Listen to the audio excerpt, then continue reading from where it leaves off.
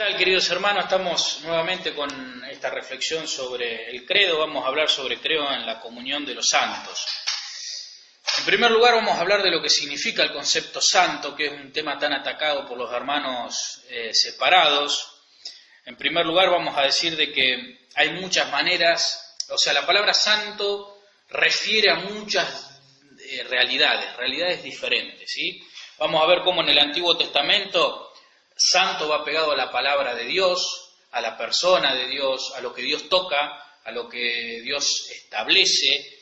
Santo tiene que ver con la voluntad de Dios, con la justicia de Dios. Por eso después, a lo largo del Antiguo Testamento, se le llama justo a los que están de alguna manera en consonancia con Dios, a los que son enviados por Dios. Se le dice justo a Abraham, a Isaac, a Jacob. Se le dice justo a Moisés, digamos, a los grandes personajes de la Biblia se dice justo para designarlo como algo santo, como una propiedad de Dios, como que son de Él.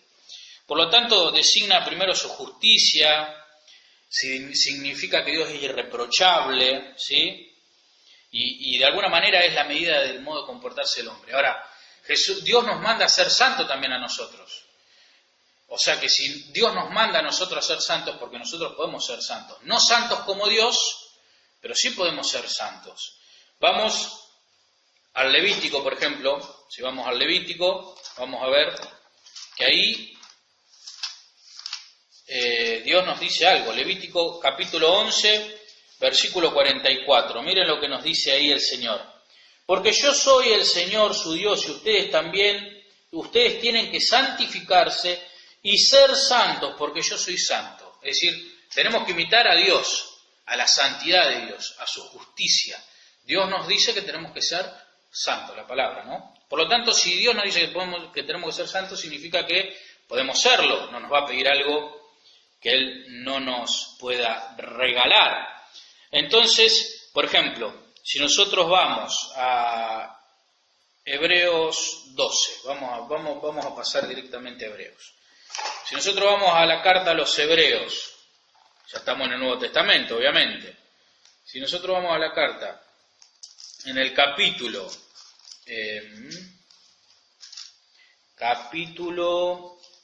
12, versículo 22, vamos a ver lo siguiente.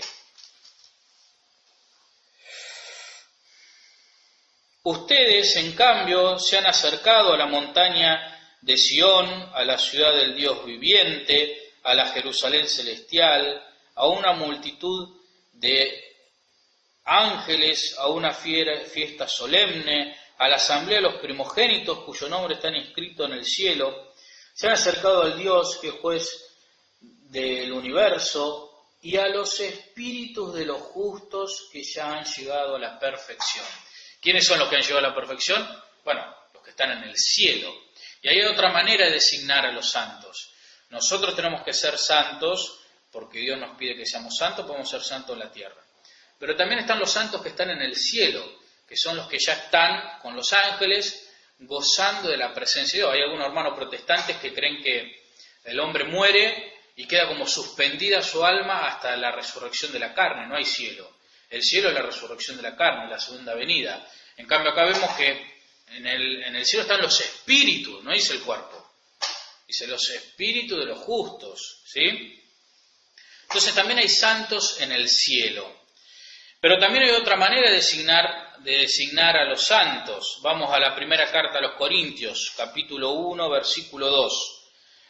Dice, vamos al versículo 1. Pablo, llamado a ser apóstol de Jesucristo por la voluntad de Dios, y el hermano Sóstenes saludan a la iglesia de Dios que reside en Corinto, a los que han sido santificados en Cristo Jesús, llamados a ser santos. Es decir, que nosotros estamos santificados por el bautismo. En otras partes, siempre yo cito algunas, hay más citas, pero en muchas partes se habla de que los santos somos los creyentes, ¿sí? Los creyentes somos santos. Entonces, se dan cuenta cómo la palabra santo designa diversas realidades. Si vamos un poquito a la etimología de la palabra, cuando en la Sagrada Escritura los textos que están escritos en hebreo hablan de lo santo o del justo, usan la palabra Hados, que significa elegidos por Dios, separado para Dios, lo que hoy nosotros diríamos consagrado, ¿sí? Sagrado con Dios, ¿sí?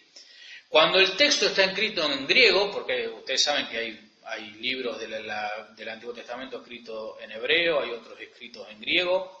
Cuando está escrito en griego, usa la palabra haios, que significa consagrado, destinado a Dios. Cuando esa palabra es traducida al latín, en la Vulgata, que es la versión oficial de la Iglesia, que está escrita en latín, dice la palabra sanctus, donde dice en griego haios y donde en hebreo dice hados, en latín dice sanctus, que significa lo que está unido a Dios, lo que está en comunión con Dios, lo que está hecho con Dios, ¿sí? Entonces, santo designa a los creyentes, a Dios, a la vocación a lo que todos estamos llamados a ser santos y a los creyentes que son fieles y que estamos llamados a la santidad. También el problema que tenemos acá con nuestros hermanos separados a veces es sobre la comunión de los santos. Nosotros creemos en la comunión de los santos, es decir, ¿qué significa la comunión? La palabra comunión significa común unión. Hay una dimensión de estar unidos en común, de tener una unión común, no solamente en la intencionalidad o en el espacio físico, sino en lo que es el corazón y la mente, es decir, una especie de fusión entre lo múltiple, lo mucho que significa uno, que hace una sola realidad, es una unión, somos muchos, pero en esta estamos llamados a ser uno. Por ejemplo, vamos al Hechos de los Apóstoles, para no redundar demasiado. Hechos de los Apóstoles, capítulo 4, versículo 32. Van a ver ahí que dice lo siguiente. Dice, la multitud de los creyentes tenían un solo corazón y una sola alma. Nadie consideraba sus bienes como propios, sino que todo estaba puesto en común entre ellos. Es decir, hay una comunión de los bienes en las comunidades primitivas, pero también hay una comunión del corazón y del alma. Eso se llama comunión. La unidad, la unión común, mancomunada, de nuestro alma, de nuestros sentimientos, de nuestro corazón. Somos uno. Si nosotros vamos a la primera carta de Corinto, por ejemplo, a los Corintios, capítulo 1, versículo 2, recuerden que son algunas citas, hay más.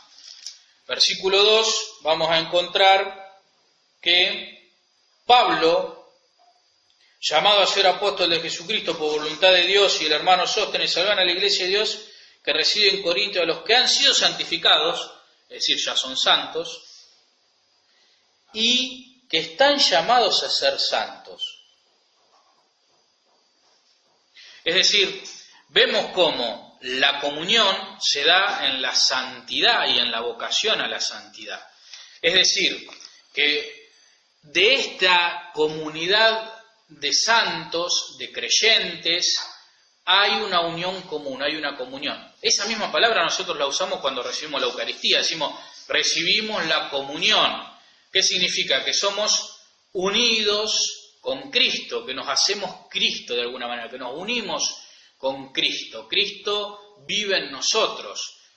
O sea, Dios nos comunica, porque comunión también viene de comunicación, Dios nos comunica su gracia, su presencia, a través de su presencia real en la Eucaristía. Bueno, los santos también tenemos la posibilidad de comunicarnos la gracia entre nosotros. Una cosa que siempre dicen los hermanos separados es ¿para qué hay que rezar a los muertos? Si los muertos, muertos están. Recuerden que algunos creen que hasta que no venga la resurrección, donde haya vuelta la unidad del cuerpo y del alma, queda todo como suspendido. Bueno, si nosotros vamos al libro de los Macabeos, que es un libro del Antiguo Testamento, si vamos a Macabeos 2, o sea, al segundo libro de los Macabeos, porque hay dos, no hay que confundirse, capítulo 12, versículo 40, miren lo que vamos a sacar ahí. Capítulo 12, versículo 40. Encontramos, Entonces se encontraron debajo de una túnica de cada uno de los muertos objetos consagrados a los ídolos de Lamnia, que la ley prohíbe tener a los judíos. Eran judíos muertos que tenían objetos sagrados paganos, ¿sí? Así se puso en evidencia que esa era la causa por la cual habían caído, o sea, por la cual habían muerto. Todos bendijeron el proceder del Señor, el justo juez, que pone de manifiesto la conducta oculta, es decir, tenían un culto escondido a las divinidades paganas, ¿sí? Entonces, hicieron rogativas, escuchen, hicieron rogativas pidiendo que el pecado cometido quedara completamente borrado. El noble Judas exhortó a la multitud a que se abstuvieran de cualquier pecado de idolatría, ¿sí? Entonces, ¿qué hicieron estos?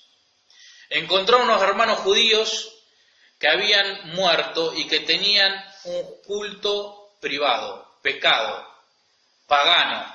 ¿Qué hicieron? ¿Los dejaron ahí? No, rezaron por ellos, para que Dios no le tenga en cuenta el pecado. ¿Qué es lo que nosotros hacemos por las almas del purgatorio? Rezamos para que Dios, esa purificación que tenga que purificar, la sanen y puedan ir al cielo. O por nuestros difuntos, cuando muere alguien ofrecemos misa, ofrecemos oración, rezamos el responso. ¿Para qué? Para que el Señor no le tenga en cuenta su pecado. Lo mismo que está escrito en la palabra. Pero también nosotros podemos rezar por nosotros mismos, ¿sí? Comunicar los bienes espirituales a través de la oración, la gracia de Dios entre nosotros mismos. Si nosotros vamos acá a la carta a los Efesios, capítulo 6, versículo 18, recuerden el capítulo 6 el último de los Efesios, del capítulo del libro de Efesios, escuchen lo que dice ahí. Eleven constantemente toda clase de oraciones, clarito, y súplicas, animados por el Espíritu, dedíquense con perseverancia incansable a interceder por todos los hermanos, y también por mí. Está vivo Pablo. Y también por mí. Para que vean quién es el que escribe la carta a los Efesios, que no es un invento. Saludo, Pablo, apóstol de Jesucristo, por la voluntad de Dios, saluda a los santos que creen en Cristo. Acá ven cómo santo está relacionado a la creencia, al creyente. Entonces, ¿podemos rezar por nosotros mismos? Sí, hay más citas, yo cito algunas. Y ahora, ¿los muertos pueden rezar por los vivos? Si nosotros vamos a Lucas, esto es muy conocido, capítulo 16, versículo 19, recuerdan el pasaje de el pobre, ¿sí? El pobre Lázaro. Había un hombre rico que se vestía con púrpura, bla, bla, bla. A su puerta había un hombre lleno de llagas, Lázaro. Seguimos un poquito más. En la morada de los muertos, en medio de los tormentos, estaba el joven rico. Levantó los ojos y ¿a quién vio a lo lejos? A Abraham y a Lázaro. ¿Se entiende? Y le dice a Abraham, por favor, o sea, hay una oración de muertos con muertos. Dile a Lázaro que vaya a avisarle a mis hermanos. ¿Sí? Que vaya a avisarle a mis hermanos. Que los prevenga.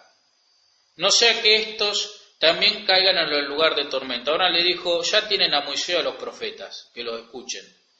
No lo van a escuchar. Si se aparece un muerto, Abraham respondió, si no escuchan a Moisés y a los profetas, aunque resucite a los muertos, no lo... Es decir, hay un diálogo entre los muertos y los vivos. ¿Y pueden interceder por los vivos? Sí.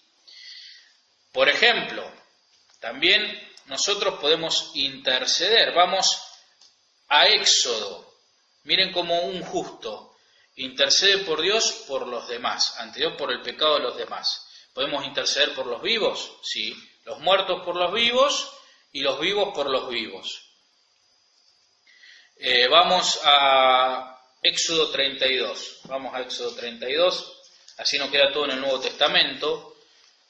Éxodo, capítulo 32, versículo 12. Ahí encontramos lo siguiente. ¿Por qué tendrán que decir los egipcios, Él los sacó de Egipto para morir? Acuérdate de Abraham, de Isaac, de Jacob, tus siervos, a quien juraste por ti mismo diciendo, yo multiplicaré su descendencia por el cierto. Señor, en la tierra, ¿sí?, que les hablé, para que le tengan siempre como herencia. Y el Señor se arrepintió del mal con que había amenazado a su pueblo. Recuerden que esto es la intercesión de Moisés ante el becerro de oro, ¿no?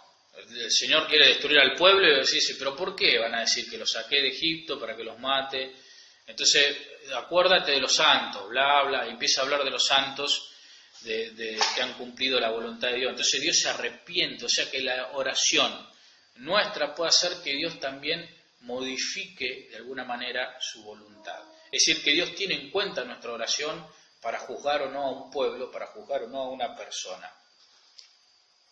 Entonces es importante que sepamos que toda esta realidad de los santos en el cielo y los santos en la tierra y la intercesión de unos por otros está en la Biblia. Muy bien, la primera parte la vamos a dejar acá, luego continuamos en la segunda parte.